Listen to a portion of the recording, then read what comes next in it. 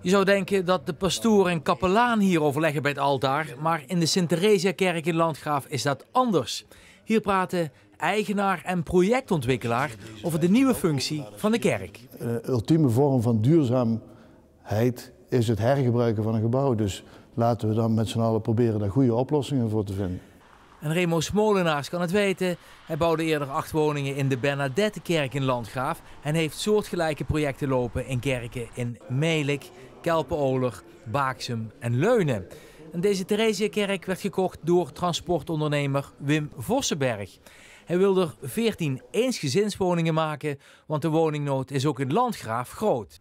Zeker weten, want ook dat is alom bekend, de gemeente Landgraaf, dat is ook een absoluut tekort aan woningen. Het is een kerk destijds gemaakt door de mijnwerkers van de Laura-mijnen. We zitten in een Laura-dorp hier van de gemeente Landgraaf.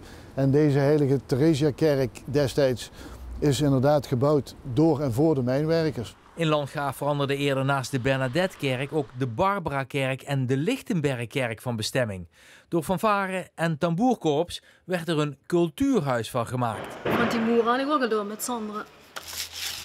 En op een gegeven moment was ze er wel handigheden in, moet ik zeggen. 6 jaar zit er normaal gesproken tussen het maken van de plannen en een mogelijke start van de verbouwing. Bij de Theresiakerk werd dat nog bemoeilijkt doordat de kerk een rijksmonument is. Dat maakt de discussie over aanpassingen altijd lastig. Wil je dit soort gebouwen bewaren voor de toekomst, dan zul je er een goede bestemming voor moeten vinden. Dit gebouw ligt inmiddels 20 jaar leeg. 4 jaar geleden is de laatste mis geweest, maar er wordt al 20 jaar eigenlijk geen gebruik meer van gemaakt.